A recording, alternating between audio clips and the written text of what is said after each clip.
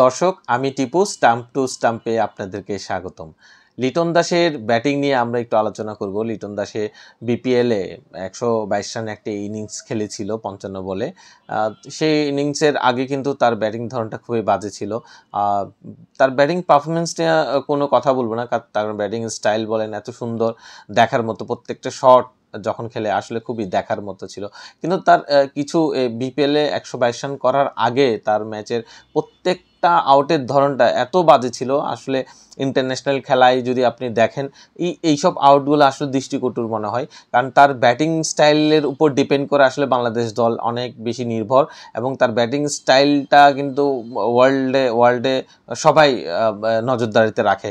তবে আমি মনে করব তার একটা ভুল ছিল, সে প্রত্যেকটা বল মিড উইকেটে খেলার চেষ্টা করতো। প্রত্যেকটা বল, মানে আপনি যদি চিন্তা দেখবেন, ভিডিওটা আপনি দেখতে পাচ্ছেন, প্রত্যেকটা বল সেখানে অফের বল টেনে কিন্তু লেগ সাইডে খেলার একটা প্রবণতাটা ছিল। আমার আগে থেকেই মাইন্ডসেট করে রাখে যে উনি লেগেই খেলবেন।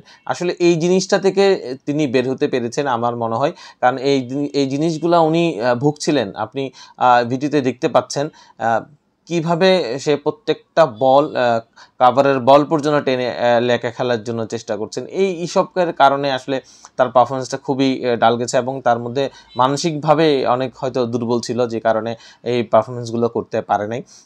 তার মধ্যে প্রত্যেকটা বল যখন কাভারের বল কাভারে খেলা উচিত ছিল, অফ স্টাম্পের বল অফ স্টাম্পে খেলা উচিত ছিল, যেটা পয়েন্টে খেলা সেটা পয়েন্টে খেলা উচিত ছিল, কাভার যেটা খেলার সেটা কাভারে খেলা উচিত ছিল। কিন্তু লিটন দাসের এই ভুলটা বারবার করতো, যে কারণে সে কোনো রান করতে পারতো না। ডাউন উইকেটে গিয়ে দেখা যাচ্ছে ট্যাপ টেনিসের মতো করে মিড উইকেটে খেলার চেষ্টা করতো। এইসব কারণে সে রান পাচ্ছিল না এবং খুব মানসিকভাবে আসলে ভেঙে পড়ছিলেন। তবে আমি মনে করি 122 রানের ইনিংসটার কারণে হচ্ছে লিটন দাস হচ্ছে আমাদের মাঝে ফিরে আসছে। তার ওই 122 রানের ইনিংসের মধ্যে আপনারা খেয়াল করবেন, উনি কিন্তু কাভারের বল কাভারে খেলেছেন। ওখানে কোনো ভুল শট খেলে নেই। কাভারের বল কিন্তু টেনে এনে ল্যাকে মারার চেষ্টা করে না বা মিড উইকেটে মারার চেষ্টা করে নেই। তবে কাভারের বল সে কাভারে খেলেছে, পয়েন্টের বল সে পয়েন্টে খেলেছে, স্ট্রেটে খেলেছে। আপনি দেখবেন যেটা শর্ট পিচ ডেলিভারি পেয়েছে সেটা কিন্তু মেরে কিন্তু ছক্কায় মেরেছে। কিন্তু এই কোনো ভুল ছাড়া শটগুলো খেলে, যে উনি যে তার ভুলটা বুঝতে পেরেছেন, বুঝতে পারার কারণে যে উনি আবার ফিরে আসছেন, উনি আবার ব্যাক করেছেন। আপনি হয়তো দেখছেন খুব ভালো একটা ব্যাটিং করেছিল।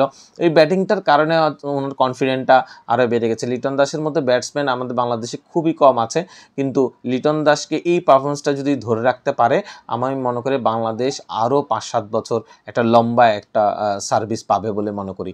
তবে লিটন দাসের যে ব্যাটিং স্টাইল, সে বলটাকে একেবারে চোখের সামনে আসতে দেয়। মানে অনেক ব্যাটসম্যান আছে আসার অপেক্ষা করে না, কিন্তু এখান থেকে হিট করার চেষ্টা করে। তবে লিটন দাসের ক্ষেত্রে সম্পূর্ণটা ভিন্ন, বলটাকে কাছে আসতে দেয়, তারপর হিট করে, এবং তার আই কানেক্টটা খুবই ভালো।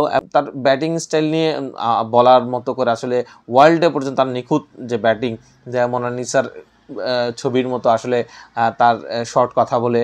তবে আমি মনে করি লিটন দাসের এই এত সুন্দর শিল্পটাকে, ব্যাটিংয়ের শিল্পটাকে যদি আরও লম্বা ক্যারি করা যায়, বিরাট কোহলিদের মতো যদি আরও লম্বা সার্ভিস দেওয়া যায় বাংলাদেশ টিমকে, এখন ধারাবাহিকভাবে যদি পারফরমেন্স করতে থাকে, আমার মনে হয় লিটন দাস আগামী 5-7 বছরে আমাদেরকে একটা বড় সম্পদ হিসেবে পাবো বলে আমি মনে করি। ভিডিওটি কেমন লেগেছে কমেন্ট করে জানাবেন।